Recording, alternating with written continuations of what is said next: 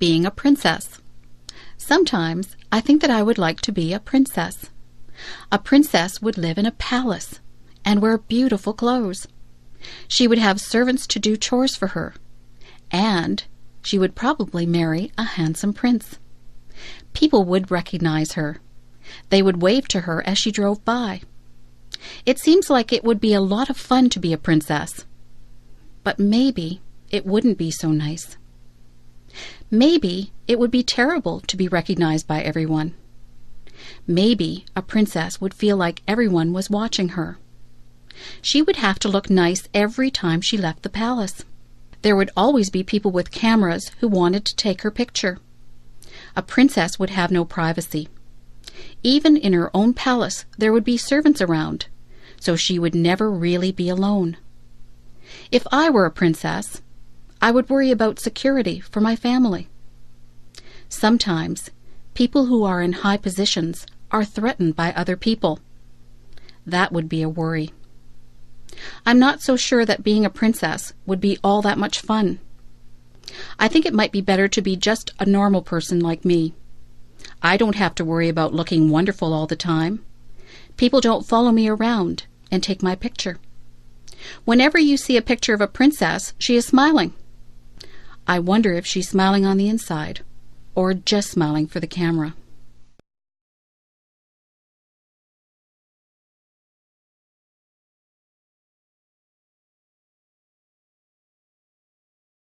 My worst fear. I am afraid of water. I don't know why I am afraid. I have never had a bad experience in the water. I just never learned to swim. I should have done that when I was just little. It would be easier for me to swim now if I had started when I was young. I will go into the shallow water, but I start to panic when the water gets higher than my chest. I don't like the feeling of not being able to put my feet on the bottom of the pool or the lake. I don't like to get water up my nose. I choke and cough when that happens. My friends just tell me to relax and I will float, but I find it hard to relax in deep water. They keep telling me that if I panic, I will sink. Most of my friends have had swimming lessons. Some of them are even lifeguards. They have tried to teach me to swim, but I think I need to go to a place where they actually teach swimming. It would be nice to jump into a pool of cold water on a hot summer day. That would be so refreshing. If I go out onto a boat, I always wear a life jacket. I think it is wise to do that. Everyone should wear a life jacket on a boat. I would rather be safe than sorry. I have decided that I will overcome my fear. I will go and take swimming lessons. I have a goal. By this time next year, I would like to be able to swim the length of the pool without being afraid. It is best to face your fears and deal with them. I hope that I can overcome my fear of water.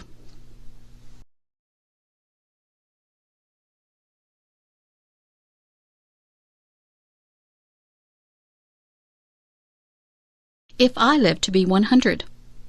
I think I would like to live to be 100. It seems like an awfully long time to live. It is an entire century. Imagine all the changes that you would see if you lived to be 100. I had a neighbor who was 85. She used to tell me what things were like when she was a little girl. She told me what my town used to look like, what her clothes were like, and what her school was like. I used to enjoy listening to her stories.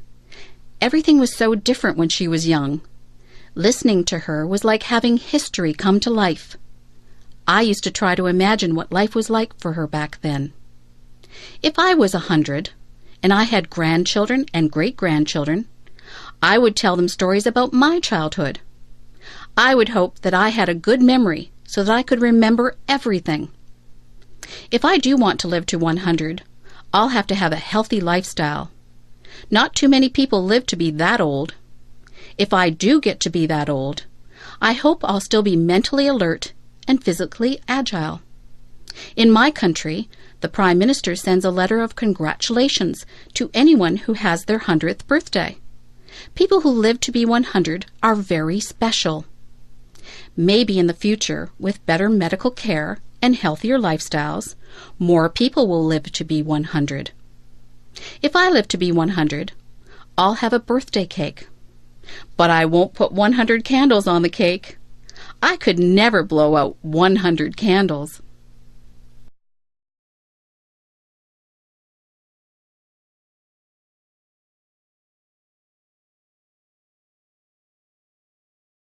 What I like most and least about myself.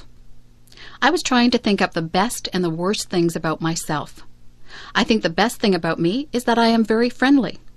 I have a lot of friends, and they all like me. I try to be good to my friends. I don't often have arguments with people. I think that I am quite easy to get along with. The worst thing about me is that I sometimes feel sad. Sometimes I don't feel sad for any particular reason. I just get into moods where I am depressed. Sometimes there is a reason to be sad. I was sad when my pet frog died. I was sad when I lost my favorite baseball card. On those days, I'm still nice to my friends, but inside I feel like there is a heavy weight in my chest. I think that everyone feels sadness sometimes.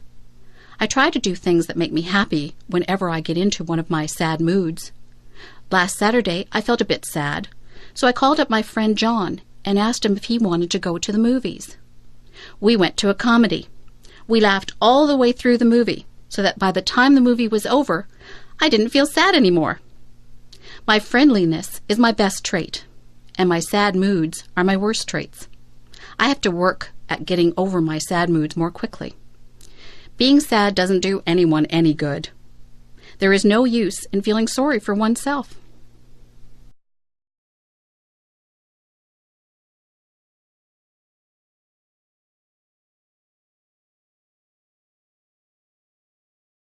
The trunk in the attic. Last month, my grandmother asked me if I could help her to clean out her attic. I was happy that she asked me. My grandmother says that her attic is full of junk. I think that her attic is full of treasures. I helped her to dust and vacuum the attic. I pulled and pushed around boxes and crates. I helped her to wash the floors and walls.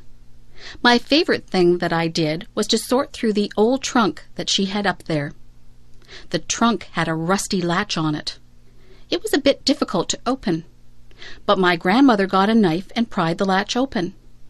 The trunk was full of all kinds of things. There were lots of clothes. Some of the clothes had been my grandmother's. There was a blue velvet dress that she had worn to a dance when she and my grandfather were dating. It was a beautiful dress, but there were a few moth holes in it. There were some of my mother's old clothes. There was a pair of bell-bottom slacks that had bright flowers on it. I couldn't believe that my mother had ever worn something like that. There were some of my mother's old report cards. Some of her marks weren't very good. I had fun reading the report cards. There were photographs. There was a picture of my grandparents holding my mother when she was a baby. There was an old baseball glove that one of my uncles had owned. There was even one of my old dolls in there. One of her legs was missing. My grandmother said that I was rough on my dolls when I was little. I should have taken better care of my toys. There was even some old jewelry. I tried on some of the old clothes and jewelry. I told my grandmother that I liked looking through old things. My grandmother told me to keep whatever I wanted. She said that it was all junk. I still say that her trunk was full of treasures.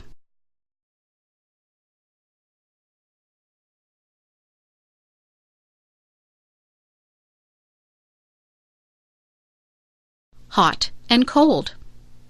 I notice that whenever it is summer, people complain about the heat. But whenever it is winter, people complain about the cold. It seems that people are never satisfied. I don't like the winter. It is usually much too cold for me. My teeth chatter, and my fingers turn numb whenever the weather gets cold. It is hard for me to warm up once I start to freeze. I try to wear layers of clothes, but winter winds go through my clothes no matter how much I wear. My feet feel like they are blocks of ice on a cold January day when I walk home from school. I would not like to live in a place that had cold climate all year long. I am not comfortable when it is too cold. I like the summer. Some people say that it is hot and sticky in the summer, but I don't mind the heat at all. I love to feel the warm sunshine on my skin. I like the freedom of not having to wear heavy coats and boots. I am the happiest when there is a slightly cool breeze that comes along to refresh you on a hot summer day. I could live in a place with a hot climate. I would enjoy that.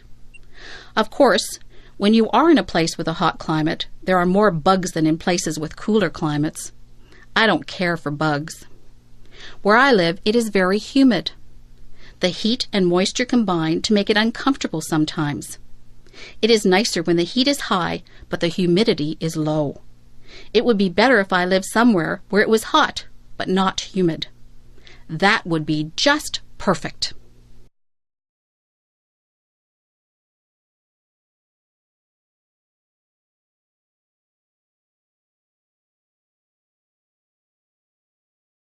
Walk a mile in my shoes.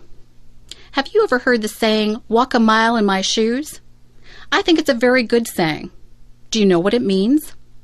It means that before you judge someone, you should put yourself in his or her position. For example, if someone was running in a race and they did very poorly and came in last, it wouldn't be fair to say, oh, he's just a terrible runner. You would have to look at all the circumstances that made the person lose the race. Maybe they pulled a muscle in their leg the day before. Maybe this is their very first race. Maybe they are not in good form because something isn't right in their lives.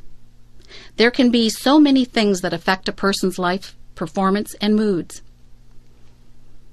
There can be so many things that affect a person's life, performance, and moods.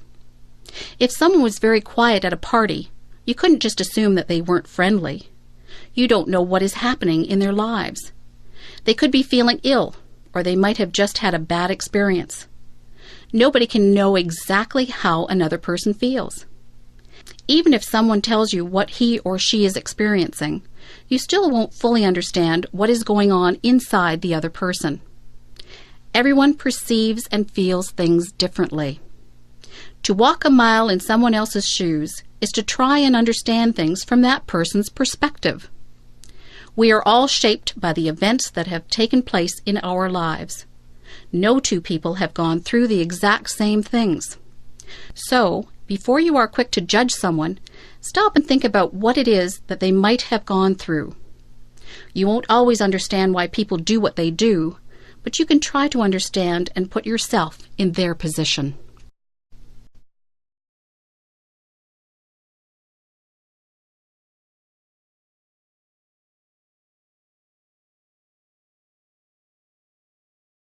If I could go back in my life.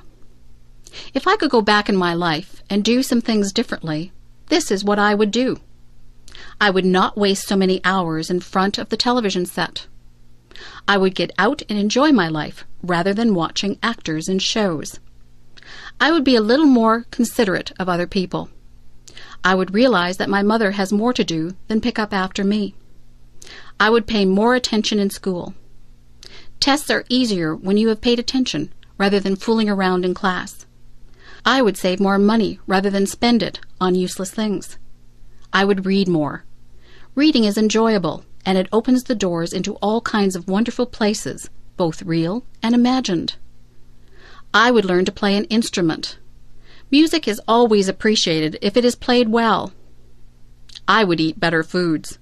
I would try to stay healthy through my diet and exercise. I would take more pictures, and I would keep a journal. Memories are very precious. I would take the time to listen to what people have to say. People appreciate a good listener. I would take the time to enjoy each day as it comes. Sometimes I am so busy looking forward to what is coming up that I don't take the time to enjoy the day that I am living in. That's what I would do if I could go back in my life. In fact, I think I'll just make a habit of doing all of those things all through my life.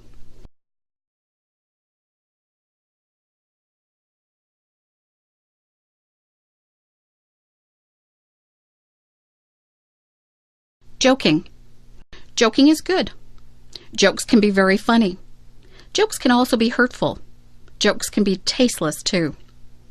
It is not an easy thing to find jokes that do not offend anyone. Some jokes make fun of different races. Those jokes are not funny. They are hurtful. It is not right to tell racist jokes. Many jokes use bad language or are about questionable subject matter. These jokes are also not acceptable. Many people are highly offended by rude jokes. What some people find funny, others will not. Comedy is a very personal thing. Some people like slapstick comedy.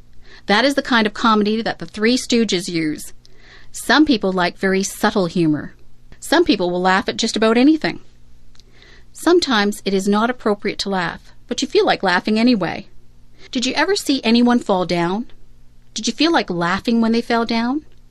You were probably worried that they had hurt themselves, yet the way that they fell was so funny that you felt like laughing.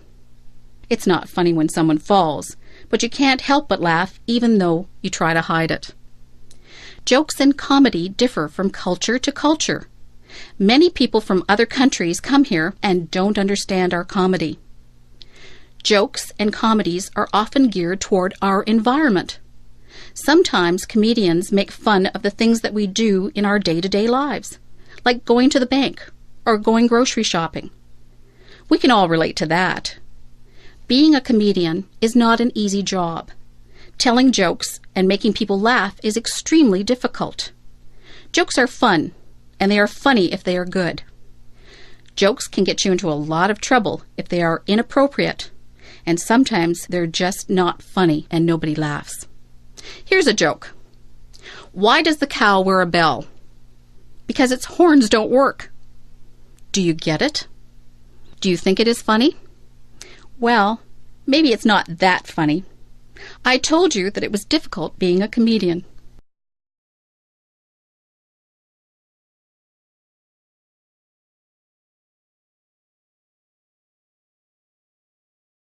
Drugs. There are two different types of drugs. There are legal drugs and there are illegal drugs. Legal drugs are the type of drugs that the doctor gives you when you are sick. Illegal drugs are the drugs that people sell on the street. Illegal drugs are very dangerous.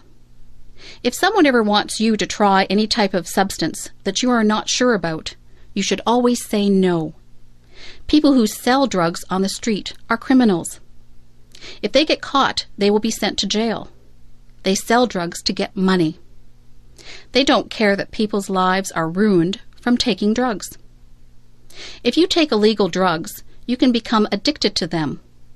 That means that you just have to have the drug no matter what. Some people steal from other people to get money to buy drugs. Drugs affect your mind. If you take drugs, you will not be able to think clearly. Your marks in school will drop. Your memory won't be very good. Your personality won't be the same. It is very unfortunate that some people do try drugs. They think that it won't hurt them. They are wrong. If you are smart, you will stay away from all drugs, except for the ones that the doctor gives you. Drugs are just bad news. If you know someone who is thinking about trying drugs, tell them that their entire life could be ruined.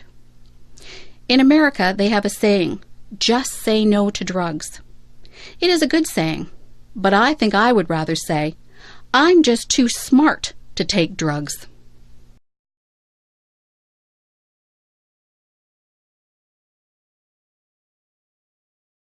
Divorce. Mary's parents just got a divorce. Mary is very upset. She thinks that her parents don't love her anymore. She thinks that they got a divorce because of her. She is wrong. Her parents love her just as much as they always did. They aren't getting divorced because of Mary. Sometimes marriages just don't work out. It isn't really anyone's fault. Marriage isn't easy. It is hard for two people to stay together for a lifetime. Sometimes people change as they get older and they move on. Some people have perfectly good marriages and they stay together for their entire lives. Divorce doesn't happen because the parents don't love the children anymore. A lot of children feel that it is their fault, but it isn't their fault at all. Children neither cause the divorce nor can they prevent it. It is up to the parents. Divorce isn't the end of the world. Children can still see both parents and stay with them. Life goes on. Sometimes children can get new stepmothers or stepfathers. That can be a good thing. You just have to be understanding and know that your parents still love you. Life doesn't always go the way that we planned it, but it has its twists and turns. Life is an adventure. If your parents get a divorce, just be understanding. Know that they love you and that this is a hard time for them. It is a hard time for you too, but these things have a way of working themselves out in the end.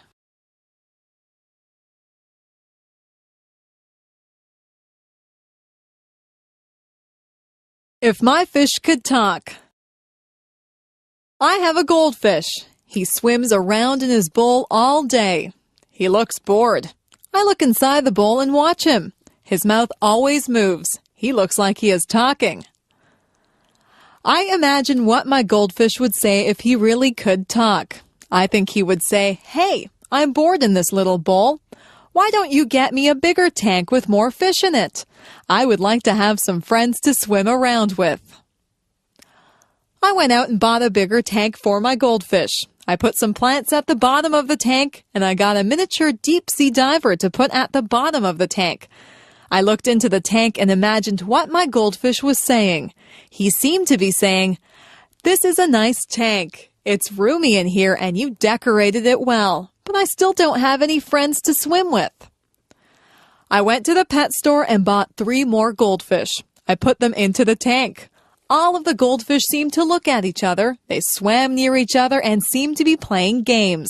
I knew which one was my goldfish because he has a black spot on his fin.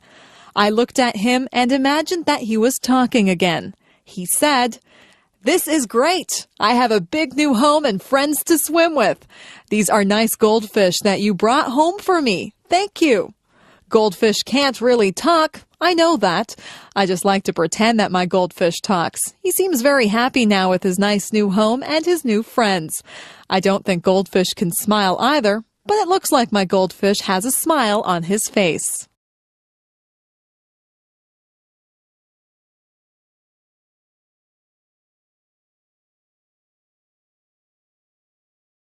The best teacher. I have had a lot of teachers. Some of them were good and some of them were boring. There is one teacher whom I remember very well. He is the best teacher that I ever had. His name was Mr. Alban. He was a history teacher. History is not my favorite subject. I don't really enjoy history a lot. When I was in Mr. Alban's class, he made history seem exciting.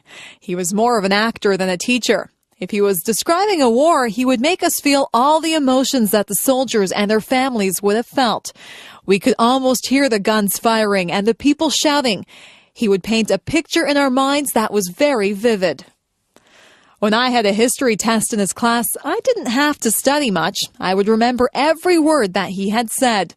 I would see him doing the actions that went along with his stories. He was very animated. He would shout out orders as if he was a general, or he would speak softly and reverently when describing the death of a great hero. The most important thing that I learned from Mr. Alban was that I did really like history. I just thought that I didn't like it because most people had made it dull by just reading from the textbooks. History is not just a series of dates and dull facts. History is what really happened. History is real life. All the historical figures had real families and emotions. They weren't just fictional people. After I took history from Mr. Alban, I realized that I really did have an interest in it. He was my favorite teacher, and I will always be grateful to him for making me aware of just how interesting history really is.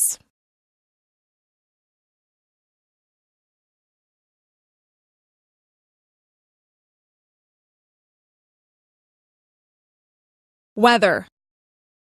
Sometimes I watch the weathermen on television. It is fascinating to watch him point to different areas of the country on the map. He tells us where the weather will be nice and where it will be bad. The weatherman is not always right. Weather reporting is not an exact science. Nothing is very exact when it comes to the weather. The weather department does a lot of research, but they can never be sure of exactly what will happen. Sometimes it looks like it will be clear, but the wind changes direction and clouds move in. The weathermen can warn people if there is a chance of a hurricane or tornado. The weathermen can also warn people of floods. Sometimes entire towns have to be evacuated because of bad weather. It is important to be aware of the weather. For example, it is not good to be caught in the middle of a field when there is going to be a thunderstorm. You might want to take extra precautions if there is going to be a heavy snowstorm. You would need to be in a secure place if a hurricane or tornado was predicted. You might want to cancel a picnic if you knew that it would rain that day. The weather affects us in so many ways. Some people are really affected by dull, cloudy days. If there are no sunny days, they become very depressed. Heavy air pressure can cause some people to have headaches. Weather affects all of us in one way or another. It is always a topic of conversation. People often say things like, "Hello, it's a beautiful day today." Often we plan our lives and activities around the weather. So if you are planning on walking home tonight, keep an eye on the sky. Are those rain clouds up there? You might need an umbrella.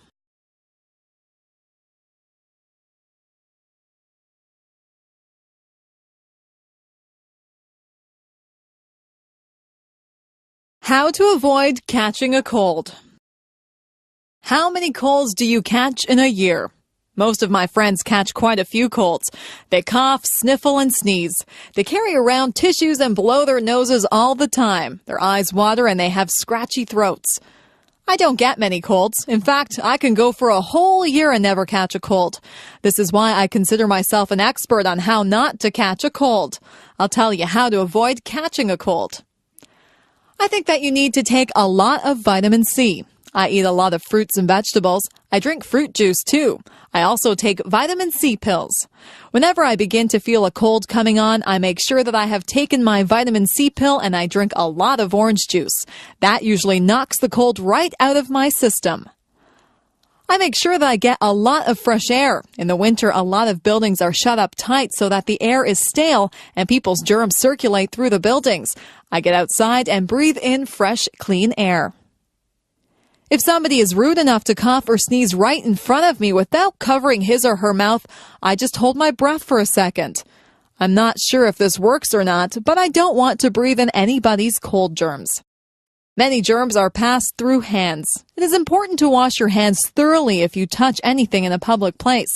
If I hold a banister while I'm walking down the stairs, I think of all the people who have used that banister, and I make sure that I wash my hands before I eat. Doorknobs also have a lot of germs on them. Money is another thing that is passed from hand to hand and is covered with germs. Sometimes I see people stick money into their mouths. Just think of all the germs that you would be putting into your mouth if you did that.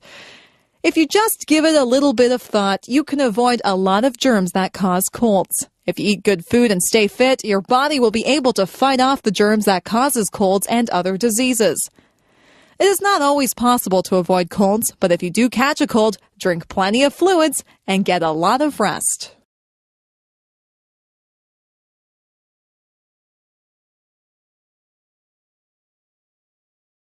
The future. I sometimes wonder what life will be like in the future.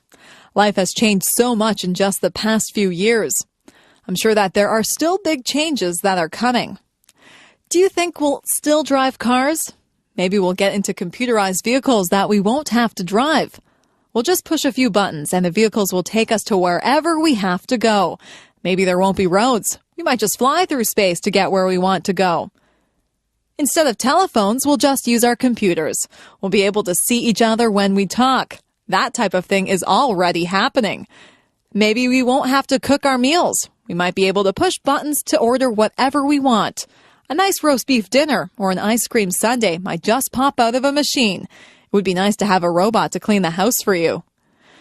In the past few years, computers have been extremely important. People used to write to each other through the mail. Now people communicate so much more frequently through email. Most of my friends own computers. If we had all of these things to do the work for us, what would we do? We would still need people to program the computers.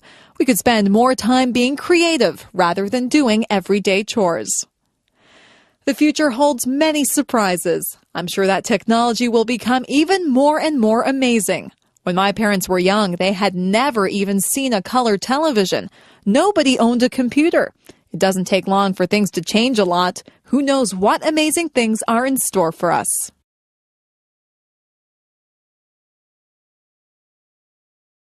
Giving a speech.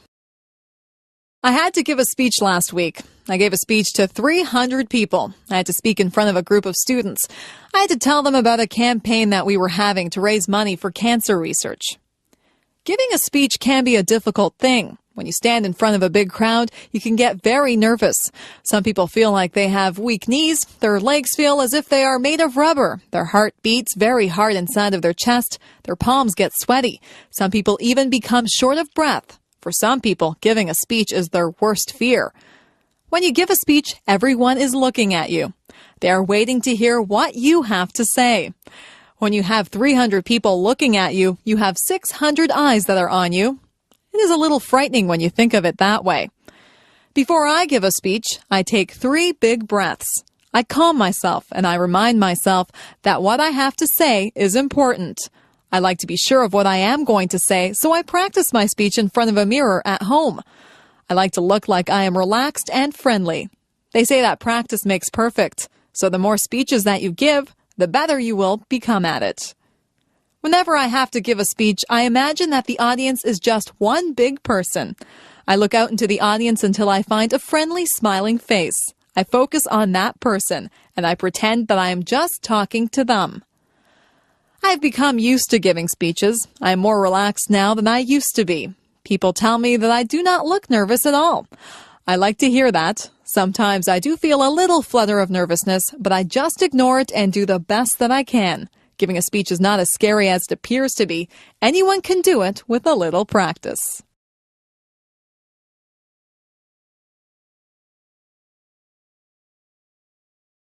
Moving to another country. My friend Steve moved to another country. He had lived in Canada all his life and he moved to Japan. Life in Japan was very different for Steve than what he was used to. At first, Steve suffered from culture shock. His whole life seemed different. He was not used to the way of life in Japan. Steve was not used to the large crowds of people that walked up and down the streets in Japan. In his hometown in Canada, the streets were fairly quiet. Steve had to get used to the food. In Japan, the people eat a lot of fish. Steve had never eaten much fish before. Steve wanted pizza, but it was expensive in Japan. Steve said that he had to adjust his eating habits.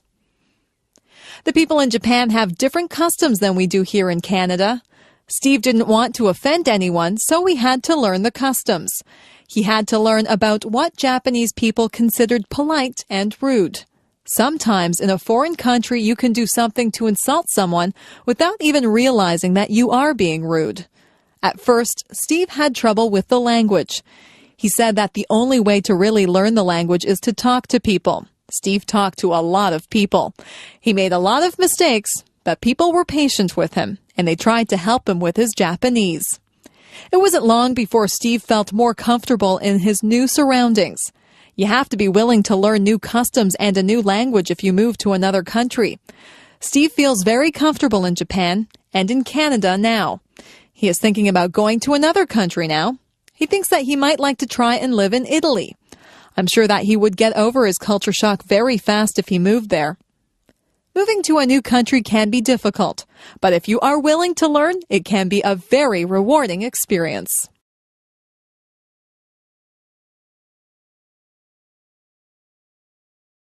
Look for the beauty. I have learned that things don't always go the way that they were planned. If something doesn't happen the way that I want it to, I try to make the best of the situation. I always try to find something good in everything that happens. Last year, I broke my ankle when I was walking on an icy sidewalk. At first, I was very upset. I was missing school and there was a party that I wanted to go to. I couldn't do very much of anything. My ankle was very sore. I stayed home and I read a book. It was an excellent book and one that I probably would not have had time to read under normal circumstances. My friends brought my homework to my house and we had some really nice visits while they were here. I had to accept the fact that I couldn't go anywhere on my broken ankle, so I made the best of a bad situation. Once I lost my way when I was out camping. I ended up in a very large field. I was afraid that nobody would find me, but I calmed myself down and took time to examine all the interesting wild flowers in the field. My family did find me. They were surprised at how calm I was. I've learned that there is something valuable inside every adventure and something beautiful inside every person. We had a new boy who came into our class. His clothes weren't in style and he was not particularly handsome. Some of the boys and girls made fun of him. Sometimes people can be really cruel. He seemed to handle it all right, but inside, I knew that it must hurt. Some of my friends and I invited him out with us. We found out that he had a terrific sense of humor, and he is probably one of the nicest people that I have ever met. He has since become one of my best friends. It makes me ashamed when someone that I know judges someone by how they look. It isn't fair to do that. You'll find that something good comes out of almost every situation. You'll find something good about almost everyone that you meet if you look hard enough. If something doesn't work out the way you planned it, just make the best of the situation. Look for the beauty in everything. My doll. When I was an infant, I got a rag doll. It was a very plain little doll, and it wore a clown outfit and a clown's hat. I used to take that doll to bed with me every night. I couldn't go to bed without my doll. My mother used to pretend that the doll was talking to me. She would make the doll dance and sing songs. I would talk to the doll. My mother would answer for the doll, but I was a baby, and I thought that the doll was actually talking to me. That doll was my best friend. I took her everywhere. One time I took her to a store with me, and I left her on a shelf in the store. We were halfway home when I realized that I didn't have my doll with me. I was very upset. My mother and I rushed back to the store. My doll was still there. I was so relieved. I hugged my doll and I promised myself that I would never leave her anywhere again. I couldn't imagine life without that doll. Through the years, the doll became less important in my life. I had other things to do, but the doll still sat on my bed during the day, and I still took it to bed at night. I gave that doll a lot of love when I was little. In fact, I love that doll so much that she looks tattered and torn now. There are parts of her face and hands that are almost worn away. I had a lot of other toys when I was little, but none of them were ever so important as that doll. I don't play with toys anymore, but that doll is still in my room. She sits in a special chair in the corner. I'll always have that doll. No matter how worn out she is, I'll always keep her and cherish her as part of my early childhood.